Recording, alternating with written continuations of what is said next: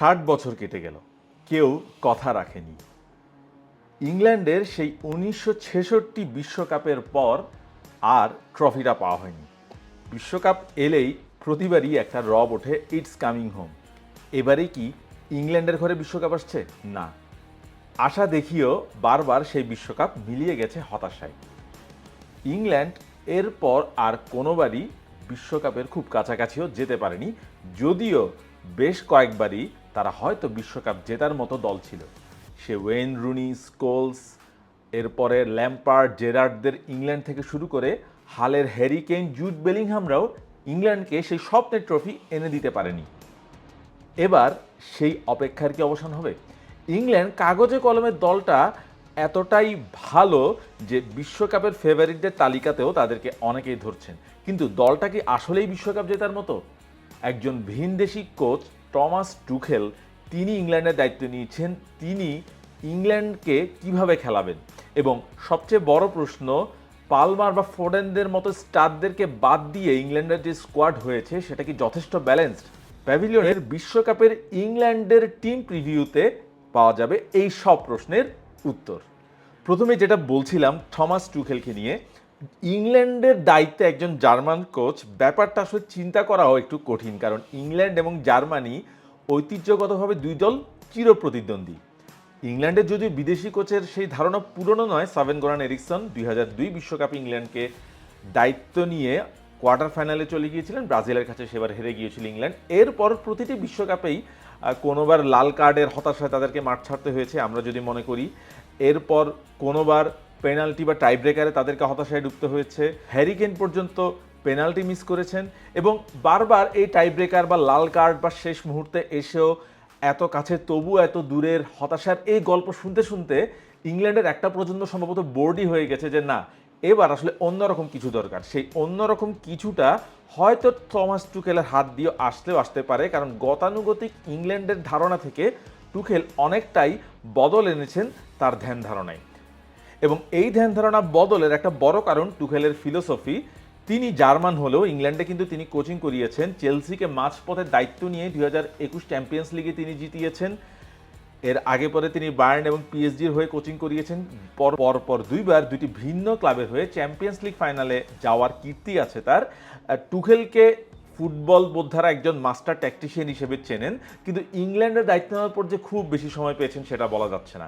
England Tuchel দায়িত্ব নেওয়ার পরে আসলে বেশ ভালোই খেলেছে বলতে হবে। কোয়ালিফাইংয়ে সার্বিয়া বা লাটভিয়ার মতো প্রতিপক্ষকে তারা পাত্তাই দেয়নি বলতে গেলে। 21টির মতো গোল করেছে এবং কোনো গোল হজম না করে তারা বিশ্বকাপের টিকিট কেটেছে ইউরোপের সবার আগে। এবং এই কোয়ালিফাইংটা আসলে একটু ভুল ধারণা দেবে, কারণ সেখানে কোনো বড় প্রতিপক্ষের মুখোমুখি হয়নি। কিন্তু সর্বশেষ দুটি প্রীতি ম্যাচে উরুগুয়ের বিপক্ষে ড্র এবং জাপানের বিপক্ষে 1-0 গোলের হারটা হয়তো খানিকটা চিন্তার কারণ হবে টুখেলের জন্য। সে কারণেই কি তিনি তার স্কোয়াডে এরকম রুথলেস, যেটাকে বলে যে বড় স্টারদেরকে ছেড়ে ফেলছেন? সেই উত্তরটাই আমরা এখন স্কোয়াড অ্যানালাইসিসে খোঁজার চেষ্টা করব। সো এই মুহূর্তে আপনার স্ক্রিনে ইংল্যান্ডের বিশ্বকাপের স্কোয়াডটা দেখতে পাচ্ছেন। প্রথমে আমরা একটু গোলকিপার থেকে আসি, যে গোলকিপার হিসেবে যে তিনজনের নাম এখানে আপনারা দেখতে পাচ্ছেন, ডিন হেন্ডারসন, জর্ডান পিকফোর্ড এবং জেমস ট্রাফোর্ড। এর মধ্যে তিনজনই দীর্ঘদিন ধরে, ট্রাফোর্ড ছাড়া বাকি দুইজনই ইংল্যান্ডের হয়ে খেলেছেন এর আগে। পিকফোর্ড খুবই অভিজ্ঞ ইংল্যান্ডের হয়ে, এর মধ্যেই 50+ ম্যাচ হয়ে যাওয়ার রেকর্ড আছে তার। ভালো একজন শর্ট স্টপার। বল ডিস্ট্রিবিউশনে হয়তো অতটা ভালো নন, তবে পিকফোর্ড আনডিসপুটেড নাম্বার 1 হিসেবে বিশ্বকাপে যাত্রা শুরু করবেন। ডিন হেন্ডারসন তার খুবই ভালো একজন ডেপুটি, ক্রিস্টাল প্যালেসের হয়ে গত 2টা মৌসুম তিনি বেশ ভালো করেছেন এবং ক্লাব লেভেলে তিনি নিজেকে নাম্বার 1 হিসেবে এস্টাবলিশ করেছেন। এখন আমরা যদি ডিফেন্ডারে যাই, এখানে আসলে অনেকগুলো চমক আছে। অবশ্যই সবচেয়ে বড় দুই চমক হ্যারি ম্যাগুয়ের এবং ট্রেন্ট আলেকজান্ডার আর্নল্ডের না থাকা। হ্যারি ম্যাগুয়ের আমরা জানি ইংল্যান্ডের খুবই অভিজ্ঞ একজন প্লেয়ার, দীর্ঘদিন খেলেছেন, এর আগে ওয়ার্ল্ড কাপ খেলেছেন। ম্যানচেস্টার ইউনাইটেডে এই সিজনে শুরুতে অতটা রেগুলার না থাকলেও শেষের দিকে ম্যানচেস্টার ইউনাইটেডের সাথে সাথে তিনিও ভালো কামব্যাক করেছেন। লাস্ট ইংল্যান্ডের ম্যাচগুলোতেও তিনি কিছুটা সুযোগ পেয়েছিলেন। তিনি দলে না থাকায় তার হতাশাটা লুকাতে পারেনি এবং তুখেলও সেটা খুব ভালোভাবে নেননি। ট্রেন্ট আলেকজান্ডার-আর্নল্ড রিয়াল মাদ্রিদে চলে যাওয়ার পর যে খুব রেগুলার খেলেছেন তা বলা যাচ্ছে না, কিন্তু তার ডিফেন্সিভ কোয়ালিটি নিয়ে সবসময় একটা প্রশ্ন ছিল। তিনি লিভারপুলে থাকার সময় ইংল্যান্ডে রেগুলার খেলেছিলেন, কিন্তু তুখেল তাকে শেষ পর্যন্ত রাখেননি। সেটা সম্ভবত তার সেই ডিফেন্সিভ যে ল্যাপস সেটা ঘাটতিতে পূরণ করার জন্য জন্য।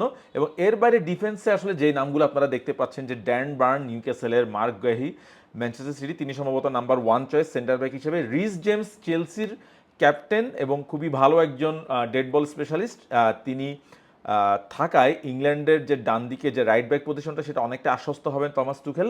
এজরি কনসার নামটা হয়তো আপনার খুব বেশি নজরে নাও আসতে পারে, কিন্তু এই সিজনে অন্তত 3000 মিনিট খেলা সেন্টার ব্যাকদের মধ্যে তিনি কিন্তু সবার উপরের দিকে আছেন।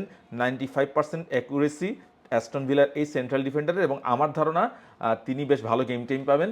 এর বাইরে টনি লিব্রামেন্টো আছেন নিউক্যাসেলের, নিকো ওরেইলি ম্যানচেস্টার সিটির এই লেফট ব্যাক এই সিজনের আমার মনে হয় সিটির one of the best players, খুবই ভালো একজন প্লেয়ার।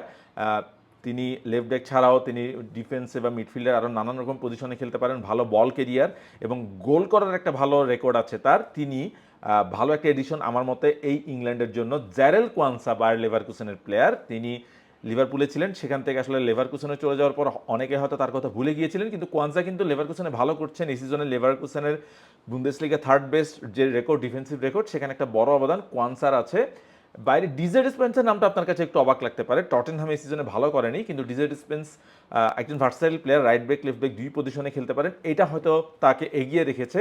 এবং এর বাইরে সর্বশেষ যে নামটা, সেখানে সবচেয়ে অভিজ্ঞ প্লেয়ার জন স্টোনস, এই সিজনটা আর একদমই ভালো কাটেনি। ম্যানচেস্টার সিটিতে তিনি ইনজুর্ড, অনেকদিন ধরেই তিনি ইনজুরির সঙ্গে একটা সাফার করছেন, তার গেম টাইমও কমে গেছে। ম্যানচেস্টার সিটিতে অনেক বেশি কম্পিটিশন সেন্টার ডিফেন্ডারদের জায়গায়, বাট স্টোনসের সবচেয়ে দুর্দান্ত ক্যাপাসিটিটা হচ্ছে তার বল প্লেইং ক্যাপাবিলিটি, এবং এই কারণে ইংল্যান্ডের হয়ে তিনি এতগুলো ম্যাচ, প্রায় 60+ 70+ ম্যাচের মতো তিনি খেলে ফেলেছেন। সব কিছু মিলে স্টোনস আসলে হয়তো খুব বেশি গেম টাইম রেগুলার না পাওয়া নিজেকে কিছুটা লাকি কনসিডার করবেন, কিন্তু তার এক্সপিরিয়েন্সটা তুখেলের দরকার ছিল, এবং তিনি যদি ফিট থাকেন তা আসলে নিজের দিনে তার চেয়ে ভালো আমার মনে হয় ডিফেন্ডার আমি খুব কমই দেখেছি। সো এই ডিফেন্ডারদের মধ্যে আমি যদি একটা অ্যানালাইসিস করি, হয়তো স্টোনস ছাড়া বাকিরা খুবই অ্যাথলেটিক, খুবই ফর্মে আছেন, এবং তারা আসলে সবাই খুবই প্রচুর স্পেস কভার করেন, এবং তুখেল সম্ভবত এই জায়গাটাতে একটু প্রায়োরিটি দিয়েছেন। এখন আমরা যদি মিডফিল্ডারের দিকে একটু আসি, আপনারা দেখতে পাচ্ছেন যে নামগুলো, সেখানে কয়েকটা নাম নিয়ে খুব একটা সারপ্রাইজ নেই, সেগুলো একটু আগে বলা যাক। ডেকলান রাইস আর্সেনালের, মাত্রই চ্যাম্পিয়ন্স লিগ ফাইনালে খেলেছেন। আর্সেনাল চ্যাম্পিয়ন্স লিগের ফাইনালে জিততে পারেনি, তবে প্রিমিয়ার লিগ জিতেছে, এবং সম্ভবত ডেকলান রাইস এই সিজনের one of the best player, আর্সেনালের one of the best player, সেটা আসলে বলার কোনো অপেক্ষা রাখে না। এবং ইংল্যান্ডের মিডফিল্ডের সবচেয়ে বড় ভরসা তিনি, এই সিজনে প্রচুর ম্যাচ খেলেছেন। তার সঙ্গে যার খেলার একটা বড় সম্ভাবনা আছে, সেই নামটা এখনো বড় হয়ে ওঠেনি, তবে আমার ধারণা বিশ্বকাপের পর তাকে নিয়ে কারাকারি পড়ে যাবে। এলিয়ট অ্যান্ডারসন, নটিংহাম ফরেস্টের সেন্ট্রাল মিডফিল্ডার, খুবই দুর্দান্ত একজন প্লেয়ার। ইংল্যান্ডের হয়ে গত কিছুদিনে তিনি রেগুলার গেম টাইম পেয়েছেন, অ্যান্ডোরার বিপক্ষে দুর্দান্ত খেলেছিলেন, ম্যান অফ দ্য ম্যাচ হয়েছিলেন সম্ভবত। সো অ্যান্ডারসন আমার মনে হয় এই দলে থাকা নিয়ে খুব একটা প্রশ্ন নেই। তিনিও আমার ধারণা এই সিজনে one of the best players ইপিএলের। এর বাইরে জুড বেলিংহামের কথা তো আসলে বলার অপেক্ষা রাখে না রিয়াল মাদ্রিদ, তার না থাকাটা বড় একটা হয়তো সারপ্রাইজ হতো। তিনি যদিও রিয়াল মাদ্রিদ হয়ে সিজনে ইনজুরিতে বেশ সাফার করেছেন, ফর্মটাও হয়তো অতটা ভালো ছিল না, কিন্তু শেষ পর্যন্ত তাকে রেখেছেন। এবং আরেকটি নাম্বার 10 পজিশনে বড় নাম হচ্ছে মর্গান রজার্স, অ্যাস্টন ভিলার প্লেয়ার, আমার ধারণা খুবই ভালো একজন প্লেয়ার তিনি, এবং বক্সের বাইরে থেকে গোল করতে পছন্দ করেন, তার যে অ্যাথলেটিক ক্যাপাসিটি সেটা অসাধারণ। ইউরোপা লিগে এই সিজনে খুবই ভালো করেছেন। সব কিছু মিলে মর্গান রজার্স আমার কাছে মনে হয় যে তুখেলের খুবই প্রিয় একজন প্লেয়ার। এবং এর বাইরে যে নামগুলো আছে, কোবি মাইনু ম্যানচেস্টার ইউনাইটেডের মিডফিল্ডার, তিনি এই সিজনে শুরুর দিকে আমরিমের সময় একেবারেই দলে ছিলেন না, কিন্তু শেষ দিকে ক্যারিক আসার পর তিনি সারপ্রাইজিংলি অনেক বেশি গেম টাইম পেয়ে যান, এবং ম্যানচেস্টার ইউনাইটেডের যে এই সিজনে থার্ড হয়েছে শেষ পর্যন্ত, সেখানে একটা বড় অবদান আছে তার, সে কারণে তাকে দলে রেখেছেন। এবং এর বাইরে একটা বড় সারপ্রাইজিং নাম হতে পারে জর্ডান হেন্ডারসনের থাকাটা। ব্রেন্টফোর্ডের এই প্লেয়ার ইংল্যান্ডের এক্স ক্যাপ্টেন, এবং ব্রেন্টফোর্ডের অলরেডি তিনি লিভারপুল, এরপর সৌদি আরব বা নেদারল্যান্ডস ঘুরে আবারও প্রিমিয়ার লিগে ব্যাক করেছেন। সো তা হয়তো থাকাটা, তিনি 35 পেরিয়ে গেছে বয়স, আগের মতো অতটা অ্যাথলেট নেই, কিন্তু তার লিডারশিপ কোয়ালিটি নিয়ে কোনো ডাউট নেই, এবং কোচটা তাকে খুবই পছন্দ করেন। এবং এইসব কিছু মিলে আমার ধারণা তিনি হয়তো ফার্স্ট 11-এ নাও থাকতে পারেন, কিন্তু সব কিছু মিলে তাকে একটা প্যাকেজ হিসেবে চিন্তা করেছেন। সো মিডফিল্ডে আসলে অনেকগুলো নাম আরও আসতে পারতো, আমি যদি বলি অ্যাডাম হোয়াটসন ক্রিস্টাল প্যালেসের, তিনিও একটা ভালো মৌসুম কাটিয়েছেন, কিন্তু তুখেলের ট্যাকটিক্যাল হিসেবে হয়তো তাকে পছন্দ করেননি তিনি। সো এর বাইরে আরও অনেকগুলো নাম হয়তো চিন্তা করেছিলেন থমাস টুখেল, কিন্তু শেষ পর্যন্ত তিনি এদের উপরে আস্থা রেখেছেন। এখন আমরা যদি একটু ফরওয়ার্ড লাইনে যাই, সেখানে আসলে সবচেয়ে বড় সারপ্রাইজগুলো সবার আগে আমরা যদি একটু ফরওয়ার্ড লাইনের যারা আছে তাদের কথা একটু বলি। অ্যান্থনি গর্ডন নিউক্যাসল ইউনাইটেডের প্লেয়ার, তিনি মাত্রই বার্সেলোনার নাম লিখিয়েছেন নিউক্যাসল থেকে এই যখন দল ঘোষণা ছিল তখন আসলে তিনি নিউক্যাসলে ছিলেন। তারপরে যে নামটি আসলে সবার আগে আসবে টিম শিটে সেটা হচ্ছে হ্যারি কেইন। বায়ার্ন মিউনিখের এই সিজনের ইউরোপিয়ান গোল্ডেন বুটের দৌড়ে সবচেয়ে এগিয়ে, এখন পর্যন্ত ইউরোপেরই সবচেয়ে ইনফর্ম প্লেয়ার তিনি। সম্ভবত এইবারের বিশ্বকাপটায় তার লাস্ট বড় সুযোগ ইংল্যান্ডের হয়ে বড় কিছু জেতার। ননি মাদুয়েকে আর্সেনালের নামটা একটু সারপ্রাইজিং। রাইট উইংয়ের তিনি খেলেন, লেফট উইংয়েও খেলতে পারেন। তাকে আমার ধারণা তুখেল রেখেছেন 1 ভার্সেস 1-এ, তাই তিনি বেশ ভালো। যদিও আর্সেনালে তিনি খুব রেগুলার ছিলেন না, বাট তার প্রোফাইলটা কিছুটা ডিফারেন্ট। এখানে তিনি হয়তো জ্যারেড বাওয়েনকে পেছনে ফেলেছেন। এখানে এই সব কিছু মিলে এখানে আসলে ননি মাদুয়েকে রেখেছেন। এবং মার্কাস রাশফোর্ড বার্সেলোনা আর প্লেয়ার, ম্যানচেস্টার ইউনাইটেড থেকে লোনে, তিনি লেফটে বার্সেলোনার হয়ে সিজনে ভালো খেলেছেন। লাস্টের দিকে আমরা এল ক্লাসিকোতে তার একটা গোল দেখেছি। সব কিছু মিলে মার্কাস রাশফোর্ড আসলে একটা বড় নাম। এবং সাকার কথা তো আগেই বলছি, ইভান টনি এই নামটা কিছুটা সারপ্রাইজিং।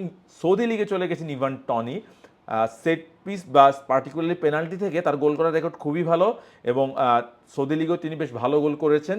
তার জায়গায় হয়তো ড্যানি ওয়েলবেক, হয়তো ক্যালভার্ট লুইনের মতো কোনো স্ট্রাইকারকে, ইপিএল প্রুভেন স্ট্রাইকারকে রাখতে পারতেন টমাস টুকেল, কিন্তু শেষ পর্যন্ত তার প্রোফাইলটা কিছুটা ডিফারেন্ট বলে আমার ধারণা রেখেছেন। এবং লাস্ট নামটি অলি ওয়াটকিন্স, অ্যাস্টন ভিলার, তিনিও বেশ প্রুভেন একজন প্লেয়ার। লাস্ট ইউরোতে আমরা তার একটা ভালো অ্যাসিস্ট বা গোল দেখতে পেয়েছি। সো সব কিছু মিলে এই হচ্ছে মোটামুটি। সো যেটা বলছিলাম যে পালমার বা ফোডেন আসলে কোথায় থাকতে পারতেন, তাদের জায়গাটা আসলে মূলত জুড বেলিংহাম। এবং এইখানে আমরা যদি বলি এবারাচি এজে, সেই নামটা আসলে মিডফিল্ডে আমরা মিস করে গেছি। এদের সাথে আসলে মেইনলি কম্পিটিশন। সো বেলিংহাম, এজে বা মর্গান রজার্সের বদলে আসলে ফোডেন বা পালমারের এই সিজনটা ভালো যায়নি। পালমার লাস্ট 14টা ম্যাচে চেলসির হয়ে কোনো গোল পাননি। ফোডেন লাস্ট ইংল্যান্ডের হয়ে লাস্টের ফ্রেন্ডলি ম্যাচগুলোতে তিনি খেলেছিলেন, কিন্তু খুব বেশি তিনি ইমপ্রেস করতে পারেনি টমাস তুখেলকে। এই কারণে এই বড় দুটো নামকে বাদ দিয়েছেন টমাস তুখেল। সো এই নামগুলো নিয়ে আসলে প্রচুর তর্ক বিতর্ক চলবেই। যেটা বলছিলাম যে মানে টমাস টুখেল আসলে বিশ্বকাপের দল ঘোষণার পর একটা কথা বলেছেন, তিনি ইংল্যান্ডের সেরা 26 জনকে নিয়ে বিশ্বকাপে যাচ্ছেন না, তিনি যাচ্ছেন সেই 26 জনকে নিয়ে যারা তার মতো করে খেলতে পারবে। তার প্রতিভাবান খেলার দরকার নেই, তার দরকার একটা দলের। সো এই কথাটা বলে তুখেল আসলে বার্তা দিতে চেয়েছেন যে তিনি যে ট্যাকটিক্যাল সেট আপটা বা ট্যাকটিক্যাল শেপটা আসলে চিন্তা করেন, সেখানে আসলে যারা খেলবেন তাদেরকেই আসলে তিনি নিয়ে যেতে চান বিশ্বকাপে। সো সেই শেপটা কেমন হবে এটাই আমরা এখন দেখার চেষ্টা করব। সো আমরা এই মুহূর্তে স্ক্রিনে যে প্রবাবল ফরমেশনটা বা 11টা দেখতে পাচ্ছি, সেখানে প্রথমে পিকফোর্ডের কথা যদি বলি, তিনি আসলে গোলকিপার হিসেবে আমার ধারণা খুবই নাম্বার 1 চয়েস। এরপর মার্ক গেহি এবং কনসা, এই দুইজন থাকবেন। এই দুইজন থাকায় একটা আমার কাছে যেটা চিন্তার কারণ মনে হচ্ছে, দুইজনই আসলে right footed player. So left footed হিসেবে হয়তো ড্যান বার্নের মতো কাউকে প্রেফার করতে পারেন তুখেল 11-এ। আমি জানি না সেক্ষেত্রে আসলে তার অন্য কোনো অপশন আছে কিনা, বাট দুজনই right footed player. But left ফুটে লেফট ব্যাক হিসেবে ওর এলে আমার মনে কিছুটা এগিয়ে থাকবেন লিব্রামন্টের চেয়ে, কারণ তার ভার্সেটাইলিটি, তিনি সামনে ওভারল্যাপ করতে পছন্দ করেন, পেছনে আন্ডারল্যাপও তিনি বেশ ভালো, দরকার হলে তিনি মিডফিল্ডে নেমে সহায়তা করতে পারেন। এবং সব কিছু মিলে আমার কাছে মনে হয় এই দলের সবচেয়ে ভার্সেটাইল প্লেয়ারদের একজন। এবং রিস জেমসের যে বড় বৈশিষ্ট্যটা, তিনি ওভারল্যাপ করতে খুবই পছন্দ করেন, তার ক্রসিংটা দুর্দান্ত। এবং তিনি আসলে আমার কাছে মনে হয় ডেড বল স্পেশালিস্ট। ফ্রি কিকের জন্য এই দলে আমার কাছে মনে হয় রজার্স এবং জেমস এগিয়ে থাকবেন। সো অ্যান্ডারসন এবং রাইস এই দুইজন মাঝামাঝি থাকবেন, দুইজনই আসলে নাম্বার 8। এরা কিন্তু কেউ টিপিক্যাল নাম্বার, এই দলটা আসলে 4-2 আমরা 3-1 বলতে পারি। সেক্ষেত্রে এই দুইজনকে আমরা আসলে ডাবল পিভট পজিশনে দেখবো, যদিও তারা আসলে কেউ টিপিক্যাল নাম্বার 6 নন। সো কখনো কখনো হয়তো অ্যান্ডারসন নিচে নামবেন, রাইস একটু উপরে চলে যাবেন, আবার কখনো যদি রাইস নিচে নামেন অ্যান্ডারসন উপরে চলে যাবেন। বাট টুখেলের লাস্টের ইংল্যান্ডের ম্যাচগুলো দেখলাম, আমরা একটা ব্যাপার মোটামুটি বুঝতে পারি যে এই দলে যে স্ট্রাইকার হ্যারি কেইন, তিনি বায়ার্ন এবং ইংল্যান্ডে যে কাজটা করেন, প্রচুর নিচে নেমে আসেন। নেমে এসে তখন যেটা হয় আসলে, তার দুই সাইডে এমন উইঙ্গার দরকার হয় যারা আসলে বক্সের ভেতরে রান নিতে পারবে এবং দরকার হলে বক্সের ভেতরে ঢুকে শ্যুট করতে পারবে এবং যাদের আসলে ফিনিশিং ক্যাপাসিটিটা ভালো। এইখানে আমি রাশফোর্ডের চেয়ে আমার মনে হয় গর্ডন এই মুহূর্তে একটু এগিয়ে থাকবেন তার ওয়ার্ক রেটের কারণে। রাশফোর্ড এবং গর্ডন দুজনেরই খেলার স্টাইলটা যেটা যদি আমরা দেখি, দুজনেই আসলে পেছন থেকে রান নিতে পছন্দ করেন। এই যে ডিফেন্ডার আছে, এই ডিফেন্ডারদের পেছন থেকে তিনি রান নিতে পছন্দ করেন। যখন হ্যারিকে নিচে নামবেন তখন এইখানে একটা স্পেস ক্রিয়েট হবে, এই স্পেসটা গর্ডন কাজে লাগাতে চাইবেন এদিক থেকে, এবং সাকার এখানে যে স্পেসটা ক্রিয়েট হবে তিনি কাজে লাগাতে চাইবেন এদিক থেকে। সাকা তিনিও দুর্দান্ত একজন প্লেয়ার, তিনি জেমসের সঙ্গে মিলে আমার মনে হয় দুর্দান্ত একটা কম্বিনেশন করতে পারেন এবং তার লেফট ফুটে তিনি শট নেওয়ার ট্রাই করবেন। সাকার একটা টেন্ডেন্সি আছে যে খেলাটাকে স্ট্রেচ করার, মাঠে উইং দুই পাশে সরে গিয়ে। সো সেক্ষেত্রে সাকা এবং গর্ডন আসলে খেলাটাকে স্ট্রেচ করবেন, কেইন নিচে নেমে গিয়ে, রজার্স তখন হয়তো মাঝে চলে আসতে পারেন। সো এই হচ্ছে মোটামুটি ইংল্যান্ডের এখন পর্যন্ত ট্যাকটিক্যাল সেট আপ। 4-2-3-1 পজিশনটাই আমার কাছে এখন পর্যন্ত তাদের জন্য সবচেয়ে ফিজিবল মনে হচ্ছে। হ্যাঁ, রজার্সের কাজটা হবে আসলে কিছুটা হাইব্রিড, তার ওয়ার্ক রেট ভালো, তিনি দরকার হলে আরও নিচে নেমে আসতে পারেন, দরকার হলে তিনি স্ট্রাইকারের উপর উঠে জায়গা দিতে পারেন। কেইন যখন নিচে নামবেন তখন আসলে ইংল্যান্ডের ফরওয়ার্ড লাইনের যদি এক্সট্রা একজন প্লেয়ার যেহেতু কমে যাচ্ছে, তাকে ট্র্যাক করার জন্য প্রতিপক্ষের একজন ডিফেন্ডার কিন্তু এদিকে চলে আসবেন। সেক্ষেত্রে এই জায়গায় যে স্পেসটা ক্রিয়েট হবে সেটাই আসলে ইংল্যান্ড ইউটিলাইজ করতে পারে কিনা এটা একটা দেখার বিষয়। তুখেল আমরা দেখেছি তিনি আসলে একটু রিস্ক টেকার। আমরা ইংল্যান্ডের আগের বিশ্বকাপের স্কোয়াডগুলো যদি দেখি, তারা খুবই বোরিং ফুটবল খেলেছিল। তাদের যে অ্যাটাকিং পটেনশিয়াল ছিল সেই তুলনায় হ্যারি কেইন, তখন বেলিংহাম বা ওই সময় যারা ছিলেন তাদের যে পটেনশিয়াল ছিল সেই তুলনায় কিন্তু ইংল্যান্ডের খেলা খুবই একঘেয়ে ছিল। তুখেল চেষ্টা করছেন ইংল্যান্ডের খেলাটাকে কিছুটা অ্যাটাকিং করার, সেজন্য আমার মনে হয় তিনি এরকম অ্যাথলেটিক একটা টিম নামিয়েছেন যারা আসলে পুরো 90 মিনিট প্রেসিং করবেন। এই কাজটা কতটা ইংল্যান্ড করতে পারবে সেটা আসলে এখন পর্যন্ত বলাটা কঠিন, কারণ তুখেল এখন পর্যন্ত ফ্রেন্ডলি ম্যাচগুলোতে লাস্ট বা কোয়ালিফায়ারগুলোতে আসলে বড় টিমকে সেভাবে পায়নি। সো ইংল্যান্ড আমরা যদি বলি সেনেগালের কাছে একটা ম্যাচ হেরেছিল গত বছর, এর বাইরে তারা হয়তো জাপানের কাছে একটা ম্যাচ হেরেছে। সো এই ম্যাচগুলোতে আসলে ইংল্যান্ডের খেলাতে বেশ কিছু ফ্ল চোখে পড়েছে, কিন্তু মজার ব্যাপার হচ্ছে এই ম্যাচগুলোতে যারা ভালো করতে পারেনি তাদেরকে তুখেল একদম দল থেকে বাদ দিয়ে দিয়েছেন। সো এই হচ্ছে মোটামুটি তুখেলের স্কোয়াড।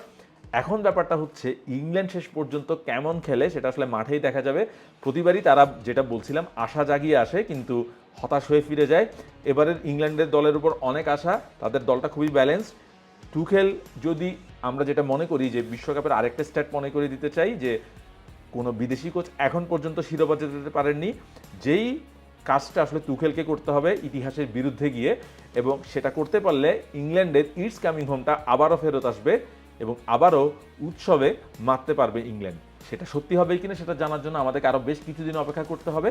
ততক্ষণ পর্যন্ত সুস্থ থাকুন, ভালো থাকুন। আরও কোনো টিমের প্রিভিউ নিয়ে আবারও হাজির হয়ে যাব আপনাদের সামনে।